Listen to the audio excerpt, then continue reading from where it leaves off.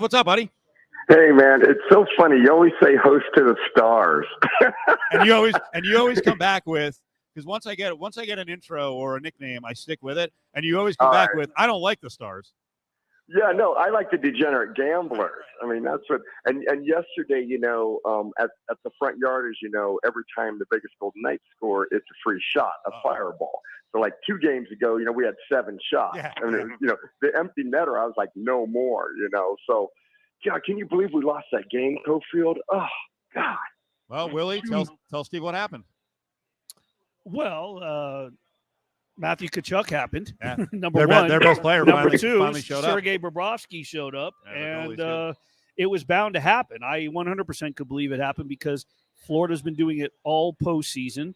And let's be real, you wanted that to happen because if it didn't happen, there would be no Game 5 here in Las Vegas for the overflow people that can't get into or don't want to go to T-Mobile. They want to come see you at Ellis Island. I know, it's just on a very selfish note at plus 1,300 a long time ago, I bet a large amount on them to win the Stanley Cup. Okay, so I haven't hedged anything yet because we're up 2-0, and I'm still not going to hedge until we get to a game, 6 or 7. But I just want it over because I want to go cash my ticket. So I'm being selfish. Good, by the way, good tease there by Willie. Snuck it in.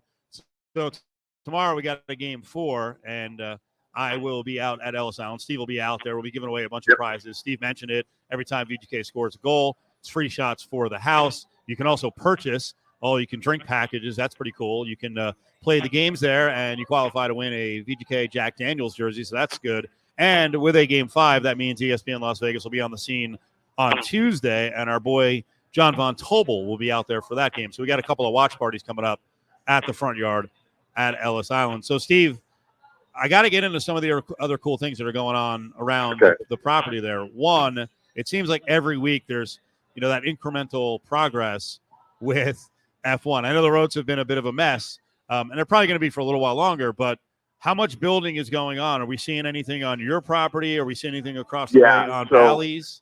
So today was actually pretty cool to come in. Cofield is getting better, and all those big power lines, Steve, are going to be buried. So Cofield's going to look just so much aesthetically better. That's what they're doing now on Cofield. All those big old telephone poles or those wires, they're all going underground. So it's going to be clean look. That's why it's down to 1 lane right now. And you can tell, I'd say about another week, and they're all going to be gone. So they move so quick. I mean, it took, in my house, it took 4 guys 4 months to do my kitchen. These guys, every day I come in, it's something different. And the big building, there are hundreds of workers there right now, Steve, even at night. When I leave at midnight, it's packed with workers. I'm always able to, I shouldn't say this ahead of time, I should just do it. I'm always able to get Steve to give us some nuggets, and then afterwards he's like, oh, maybe I shouldn't have said that. So I'm going to ask you a couple questions. You can turn me down on this. This is a weird one. I've been thinking about it. So Koval's got part of the race down to Harmon. They turn, the paddock is right there. You guys are right on the route. It's, there's going to be like, we're turn 4, technically. Yeah. We're turn 4. So we know the race is at night. How for weeks, if that route is the route out front going to be closed? I would think they would close it. How will we get into Ellis? Because I was thinking actually bash a hole in one of those back walls and be able to use Tuscany to drive through. What's happening for access? I'm going to tell you because I went to these meetings just a couple days ago. Number one, if you work 9 to 5 at Ellis Island, 9 in the morning to 5, nothing changes. You go down Cofield, you go down Flamingo, you come into work. At 6 at night to 6 p.m., the track is closed. And for 3 hours, they put a little film over the whole thing to make it smooth or whatever. Okay, right? The race is 10:30 at night till 3:30 a.m. So the race is on Graveyard. Imagine how loud it's going to be. So you're not going to sleep if you've got a room here, And then they are going to have 1 lane open for fire and ambulance. Part of Cofield will be, from Flamingo, will be open. Okay. Call it 1 lane, a one-way. Then you're going to go out the back and you're going to go down. It's called Rochelle. That's the road that we share in between us at Ellis Island and F1. And then you're going to cut through the Tuscany. So it'll be a nice circle one way, 24 hours a day for fire, ambulance, and anybody else. I don't want to get people in trouble, but I feel like if I get a chance on Koval, when in a couple of months when it's completely finished and open, like, I mean, you have a nice Mustang. It's an old one. Like, wouldn't you want to do like 90 on that smooth road? Yeah, I have a Foose. Yeah, Chip Foose from McCarran. Yeah, it's old, but I would love to just, floor it down. We're not going to do it. It's all going to be smooth and perfect. For Metro, we're not going to do it. We're not saying we're going to do it. We don't want anyone else to do it. But I got to tell you, driving around Paradise Cove Hall, back there around Spring Mountain, it's been a little bit rough. You know, the road's a little bit rough. I can't wait until it's, like a freaking billiards table. It's going to be beautiful. And from Flamingo to Harmon, Steve, behind Horseshoe and Paris and kind of Hollywood is the grandstand. Like 18,000 grandstand. It goes up 8 feet. And you've got regular seats, and then you've got all hospitality, all the way from Flamingo to Harmon on the other side of Coval. We will have our own grandstand, but it only seats 700. So you know what, Steve? While this Steve is envisions of being a F1 driver for a brief moment, and you are looking forward to the front yard and what it's going to be. You know what I think of when I pass that area? What? I think of how amazing it was back in yours and mine's heyday when across the street from there was the MGM and it was Highlight, but that desolate land there, Gianni Russo was going to build his dream hotel because he lived right across the street, catty corner in the Marie Antoinette. Yeah. Remember those days? Oh, he lived in the Marie Antoinette? Yeah. Oh, wow. And there was a little casino called the Courthouse or something like that right across too, or something like that. Well, and also on Harmon was the Carriage House, and at the top was Kiefer's, which was a fantastic steakhouse, and down the road was Jubilation. Well, and I remember when I first came to town in '83, I used to go and you could bet Highlight. It was pretty cool, actually. That's right. And the black and white movies. Yeah, but I just felt like every athlete was on the take there. I think they were just so fixed games, but I don't know. So nothing different. Okay. Yeah. But I'll tell you what, one cool thing is this week they start to announce, and next week the packages. And you guys, the prices are outrageous, and I'm getting calls like crazy from, I know players that hate me are calling because they want I had no idea F1 was this big for Americans too. It's crazy. Oh, yeah. So I have no idea what the plans are for the front yard during race week, like if we came to you, like Lotus Broadcasting came to you and we're like, you know what, we want the front yard for like 3 days. We want to rent it for like $100,000. Can we do that? That number would be very low, and really? Can't elaborate anymore. But people from Barstool Sports and others are in conversations with the front yard to be the headquarters. Oh, wow. Okay. So So I'm very confident that the front yard will be utilized. That's really all I can say without Mr. Ellis killing me. But because it is the coolest venue, and the second floor looks right at it. It's crazy. Yeah. It's cool. I'm at the front yard tomorrow. 5:00 is when puck drops for VGK. We got a hockey watch party. Steve Cyr will be on the scene. He's on the phone with us right now. Every time VGK scores a goal, you get a free shot in-house. You have a chance to win a Jack Daniels VGK jersey. You wear your gear, you get a free beer. We love the brewery down there. There's 11 different brews right now, and I think there's like 7 different specialty cocktails, always updating it.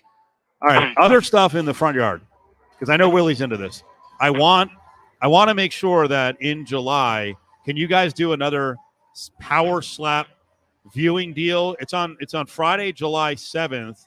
Dana White's Power Slap is back in conjunction with UFC International Fight Week. Can we have a party there for this event on the 7th? I'm assuming, because Dana and Mr. Ellis are good friends, I'm assuming I'll confirm it. Power Slap will be here again, and it's so cool to watch it on that big movie screen. Yep.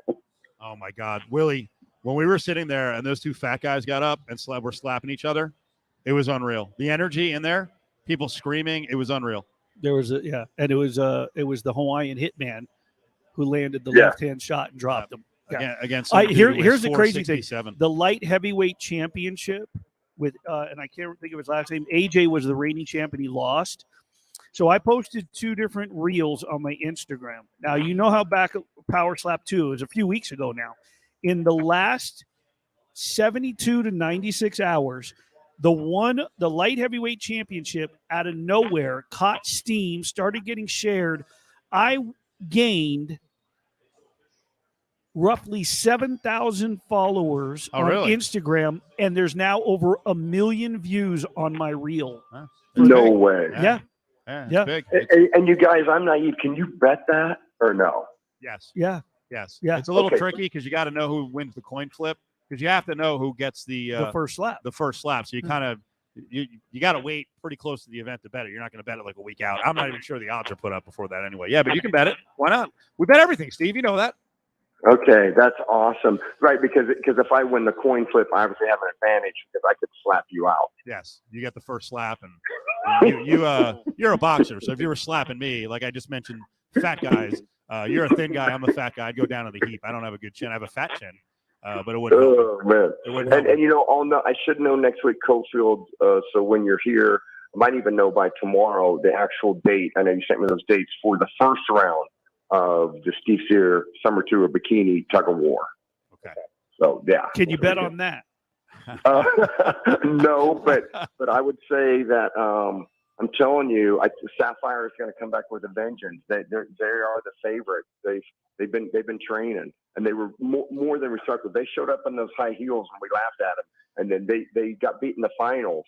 But it was really good. They got beat by the Sin City Roller Girls. Okay, well, I want a showdown between Spearmint Rhino and Peppermint Hippo because one's been around, and all of a sudden they took a knockoff of the name, and I think there should be a showdown, and the loser has to get rid of the name.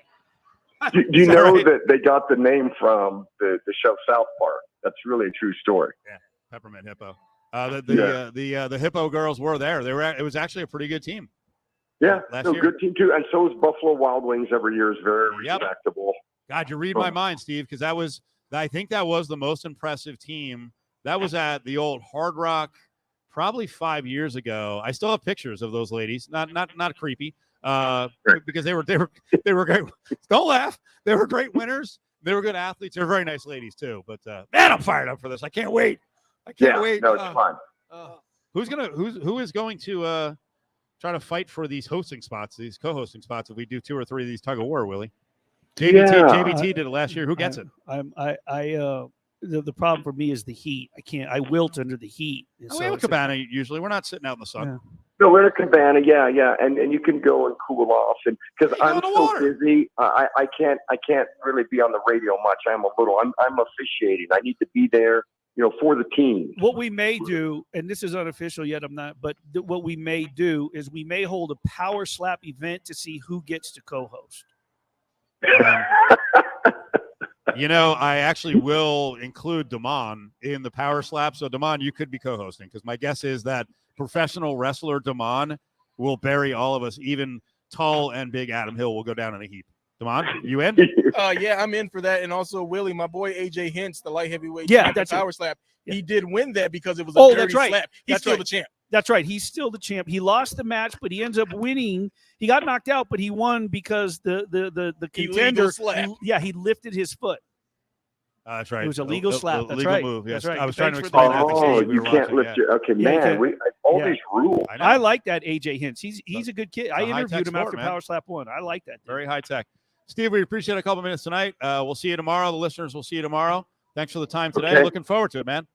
Go Vegas Knights. I'll see you tomorrow. And I would say tell everybody drive a little early because Cofield could be a little slower.